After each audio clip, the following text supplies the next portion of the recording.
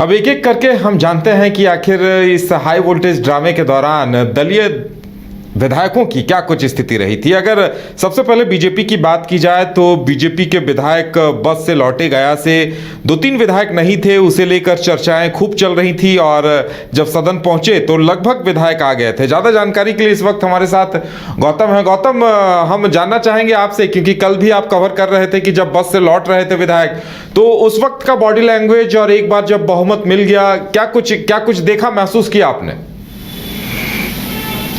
बिल्कुल, कल से ही बीजेपी पूरी तरीके से कॉन्फिडेंस दिख रही थी और आज भी जो फ्लोर टेस्ट के पहले भी जिस तरीके से, जिस अंदाज में सदन के पटल पे या सदन में जिस तरीके से भारतीय जनता पार्टी के जो तमाम विधायक पहुंचे तो उनका कॉन्फिडेंस लेवल बहुत हाई था। लेकिन कहीं ना कहीं जेडीयू के अंदर इस बात की मायूसी ज़रूर दिख रही थी, लेकिन बीजेपी पूरी तरीके से कॉन्फिडेंस में थी और उसका आत्मविश्वास ये बता रहा था कि कहीं ना कहीं ये संख्या बढ़ेगी।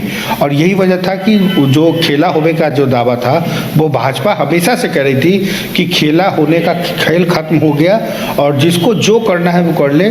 लेकिन प्रधानमंत्री नरेंद्र मोदी और केंद्र सरकार की योजनाओं के साथ साथ भारतीय जनता पार्टी के तमाम विधायक एकजुट हैं, एकजुट रहेंगे और यही हुआ जिसकी वजह से आज एक बार फिर नीतीश कुमार बिहार के मुख्यमंत्री बनने में सफल हो गए। अगर ऐसा नहीं होता तो कहीं ना कहीं संकट में तो जेडीयू अपने आप को महसूस कर ही रही थी और जो लगातार जेडीयू के अंदर जो 3 बैठक हुई, उन तीनों बैठकों में जेडीयू के कई जो विधायक नहीं पहुंचे थे, इस बात को लेकर नाराजगी थी।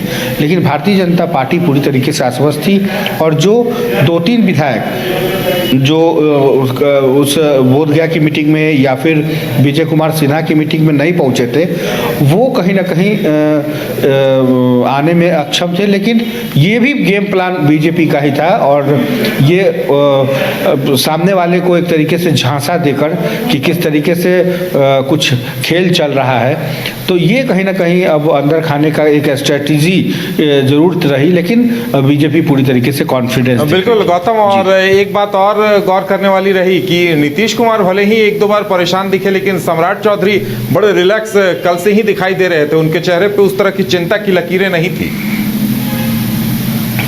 बिल्कुल, आपने ठीक पढ़ा और उनकी जो चिंता की लकीरें थी वो नहीं थी, क्योंकि एक बात तो बहुत साफ है कि भारतीय जनता पार्टी के जो नेता या विधायक या जो एमएलसी होते हैं वो ना तो किसी परिवारवाद से आते हैं या ना किसी, ये ऐसी राजनीति का एक सीढ़ी है बीजेपी के पास जो हर कार्यकर्ता धीरे धीरे चढ़कर इस मुकाम तक पहुंचता है। क्योंकि कल भी जब हम लोगों ने न्यूज़ बाइस्कोप पर 2 खबरें जो ब्रेक की थी, आप देखें कि राज्यसभा के लिए भी जो दो नाम गए हैं उसमें डॉक्टर भीम सिंह का नाम है, उसमें धर्मशिला गुप्ता जी का नाम है।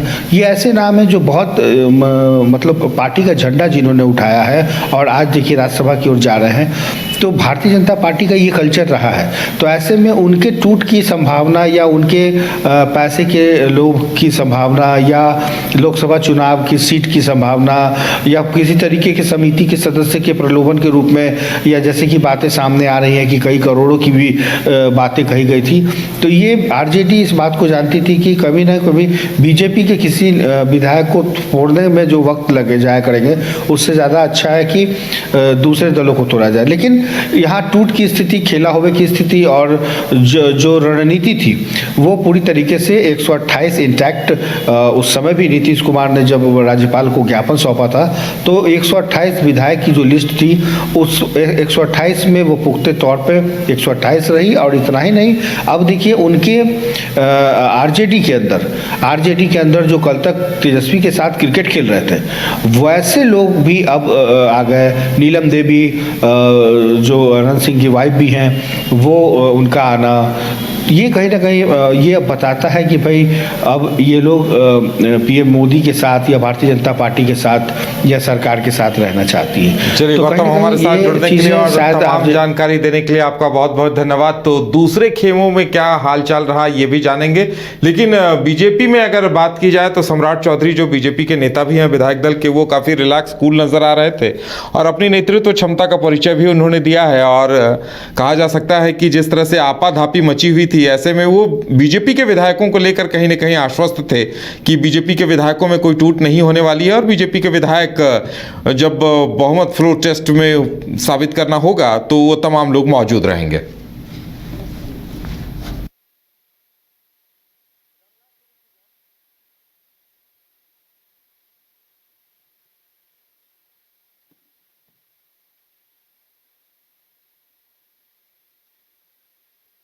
दिखाई दे रही थी और नीतीश कुमार के माथे पे बल पड़े हुए थे। जब एक दिन पहले शाम को बैठक चल रही थी विजय चौधरी के आवास पर, तो नीतीश कुमार तुरंत निकल गए थे और उसके बाद उन्होंने बैठक बुलाई थी। तो इन तमाम चीजों के गवाह हमारे संवाददाता अविनाश भी थे। अविनाश इस वक्त हमारे साथ जुड़े हुए। अविनाश, क्या कुछ बॉडी लैंग्वेज दिखाई दे रहा था? जिस तरह से नीतीश कुमार परेशान दिखाई दिए, उसके बाद रात में कहा जा सकता है कि पुलिस बल का इस्तेमाल हुआ, सख्ती दिखाई उन्होंने, तमाम विधायकों को रिकवर किया गया या बरामद किया गया और उसके बाद अंततः जेडीयू बहुमत साबित करने में सफल रही है।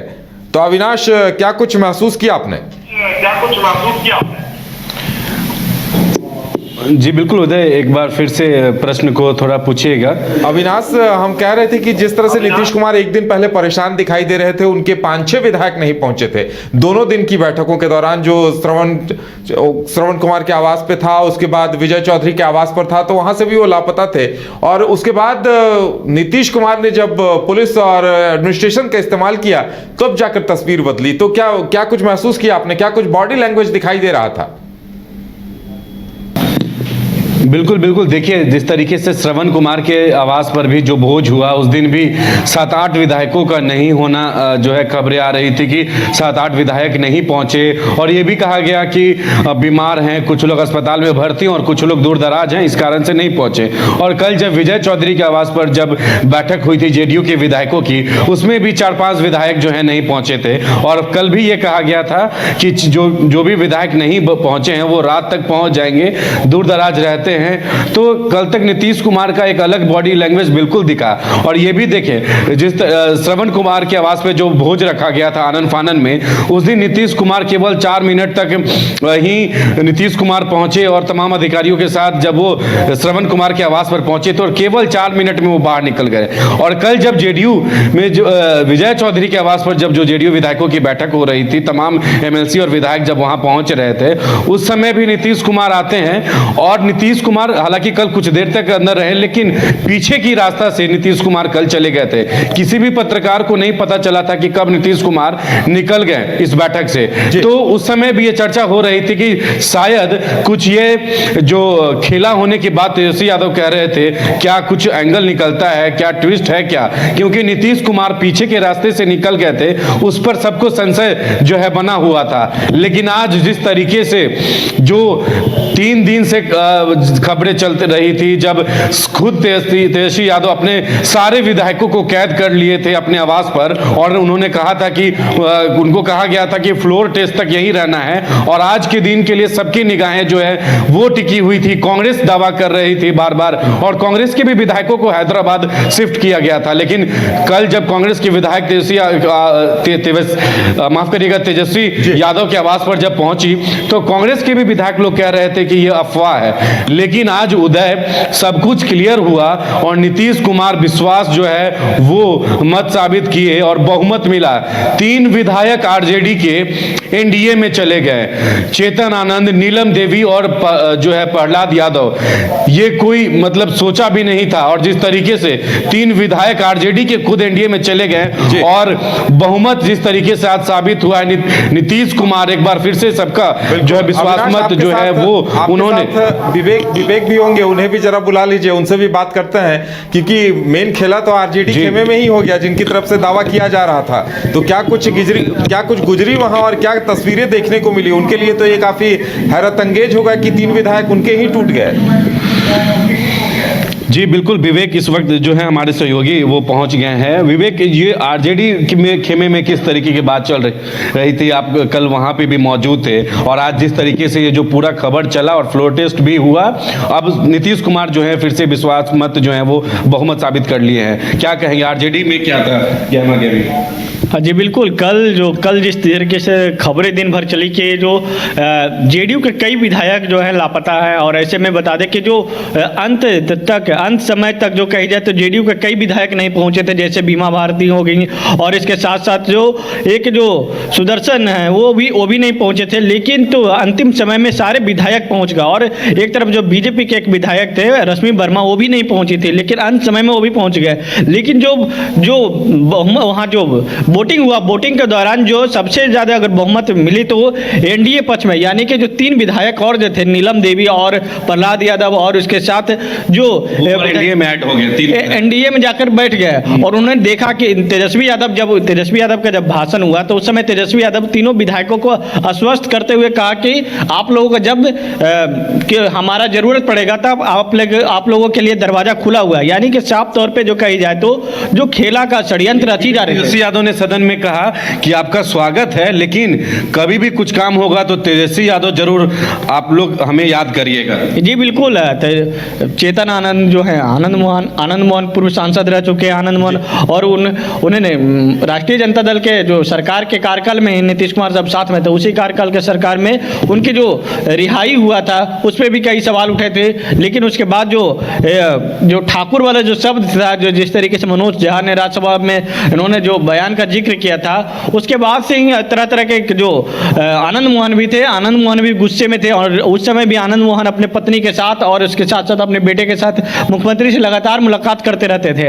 और ऐसे में ये जो मुलाकात है, और कल जो उनके भाई चेतन आनंद के भाई हैं, वो इनके तेजस्वी के खिलाफ एफआईआर दर्ज भी करवाया था। देर रात उनके आवास पर पुलिस भी पहुंची थी, डीएम कलेक्टर सब सारे पहुंचे थे। उसके बाद उनके जो मोबाइल फोन सारे विधायकों को स्विच ऑफ कर दिया गया था। लेकिन जो कहे जाए ना कि वहाँ पे नजर एक घर में बंद कर लीजिएगा, जब वहाँ से जब निकलता है शेर हो चाहे वो कोई भी हो, निकलता है घर से, तब उसका जो असली जो ध्यान रहता है उसी पे केंद्रित रहता है। उसको आप कितनों भी रोकने का प्रयास करिएगा वो रुकने वाला नहीं। वही हाल हुआ ये कि सदन में सब लोग बैठे हुए थे, एक साइड में जितने भी विपक्ष के नेता थे, अब विधायक लोग थे, सभी एक साथ में बैठे हुए थे, और उसके भी सत्ता पक्ष वाले जो लोग थे वो एक साइड में बैठे हुए। लेकिन 3 विधायक उठकर उधर चले गए।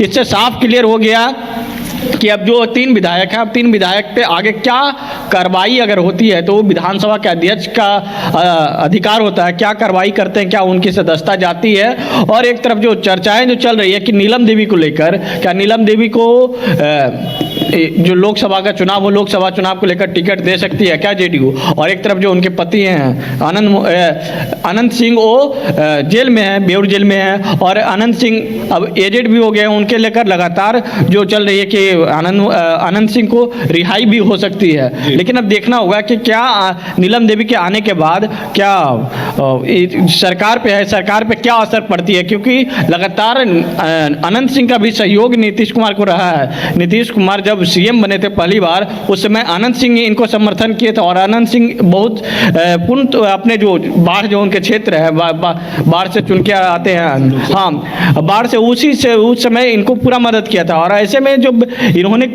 अनंत सिंह जब जेल से बीच में जब रिहाई हुए थे तो कांग्रेस के सीट पर चुनाव लड़े थे, उस समय वो चुनाव हार गए थे। और उसके बाद जो ये आनंद सिंह जो इस बार भी जेल में थे, तो उनके जगह पे उनकी पत्नी नीलम देवी कुछ जो है उन्होंने कोई बयान भी नहीं दिया। सदन में भी आपने देखा होगा विवेक की बिल्कुल शांत बैठी हुई थी, और बाहर जब वो निकली हम लोग कई पत्रकार ने उनसे सवाल करने की कोशिश की, लेकिन कुछ जवाब नहीं दिया है नीलम देवी। बिल्कुल, नीलम देवी अभी साइलेंट मोड में पड़े हुए हैं, और उनके साथ उनके जो कहे जाए तो देवर हैं जो कार्तिकेय सिंह, वो भी बिहार सरकार में मंत्री रह चुके हैं। और जितने भी जो उपचुनाव के समय कार्तिकेय सिंह उनके जगह पे बोलते थे, लेकिन नीलम देवी चुप्पी साधे रहती थी। यानी कि साफ तौर पे जो है कार्तिकेय सिंह और साथ ही साथ जो कई लोगों का उनका साथ मिला होगा कि आप नीतीश जी के साथ जाइए तो आपका जो पति हैं वो छूट सकते हैं। और ऐसे में जो साफ तौर पे जो कही जाए तो अब एक जो खेला होने वाला था तमाम जो दिखे थे कितने सभी लोग होटल पटना के निजी जो होटलें हैं सभी होटलों बुक करवा लिए थे। कल जितने भी कांग्रेस के विधायक आए थे उन्होंने होटल मौर्या में रुका था। उसके साथ साथ ये भी संभव है, यह दिख रहा है कि चलिए पति के लिए देखने वाली नीलम बात देवी ये ने होगी स्टेप लिया अविनाश की, और अब इसका सियासी नफा नुकसान क्या कुछ दिखता है। फिलहाल वक्त की कमी है, आप दोनों को चर्चा में शामिल होने के लिए बहुत बहुत धन्यवाद। तो अब सबकी नजर इस बात पे होगी कि आखिर क्या तेजस्वी हार कर भी जीत गए हैं या नीतीश कुमार की बड़ी जीत है। आने वाले दिनों में पता चलेगा कि जनता किसका साथ देती है। फिलहाल इतना ही, हमें दीजिए इजाजत और आप देखते रहिए न्यूज़ बाइस्कोप। नमस्कार।